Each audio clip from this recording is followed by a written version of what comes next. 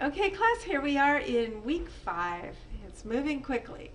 And so up till this date, you thought about what you wanted to teach and what the big ideas were that you wanted your students to learn using the backward design tools. And then you came up with some performance tasks that would demonstrate that they learned what you had in mind for them.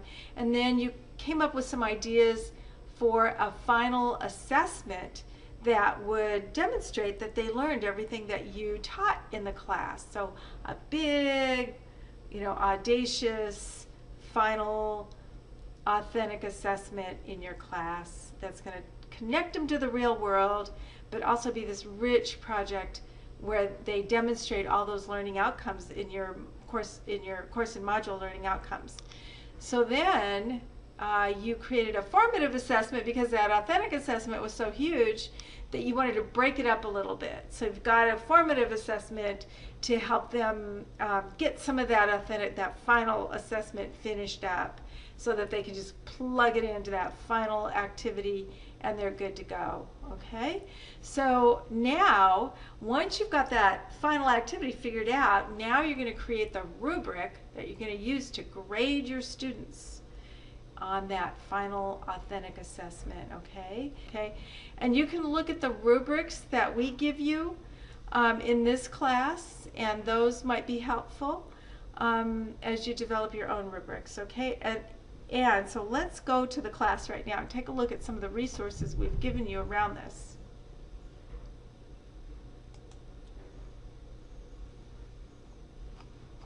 Okay, so here we are now in week 5, and we're going to go to the Developing an Assessment Rubric Draft. There are so many great resources here for you. 7 steps for creating rubrics. What is a rubric? Creating a rubric. So there's all kinds of resources.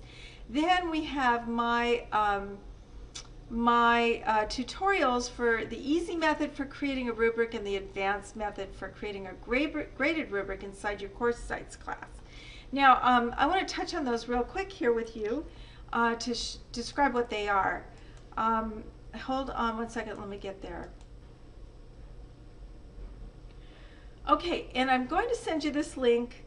Those those rubric tutorials are in your classroom, but they're also right here.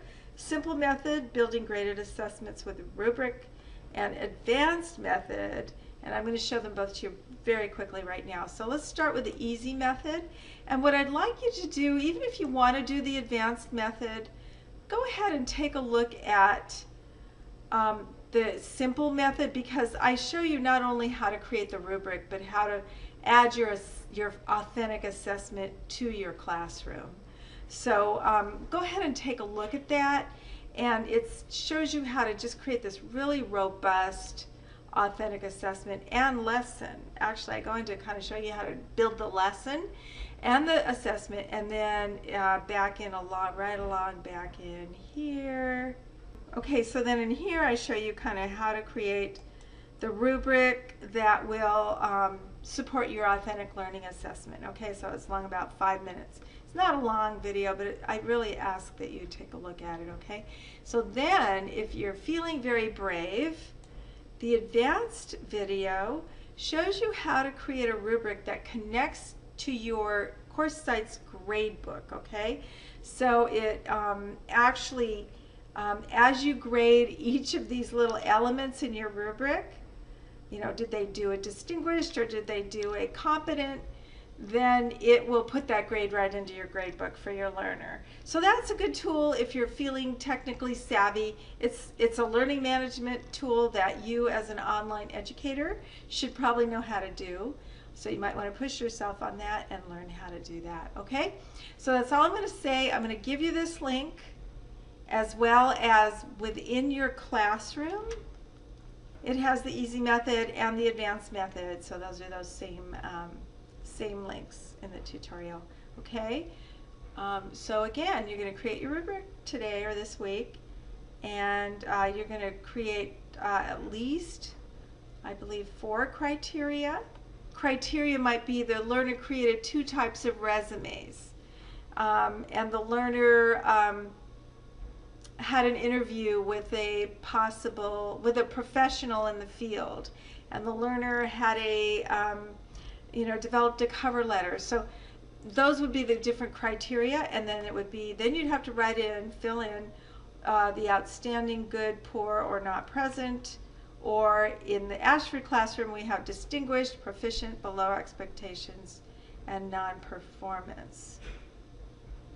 I'm not sure what those numbers are here. It should be, the numbers should not be there, okay? I don't know what those are. But essentially, then you're going to provide points for each of them, okay? All right, so hopefully that makes a little bit of sense. There isn't much more in this week. I think that is just about it. Let's take a look. Week 5, sorry. Yeah.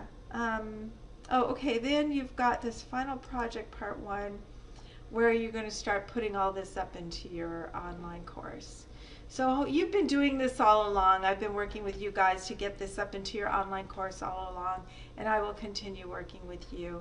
And so hopefully this won't be too radical of a departure from what your comfort level is. And I'm always available. Call, text, or email. And I love working with you guys. And it's a real pleasure to be learning from you and your wonderful courses. I really love your courses. You're doing great. Thank you.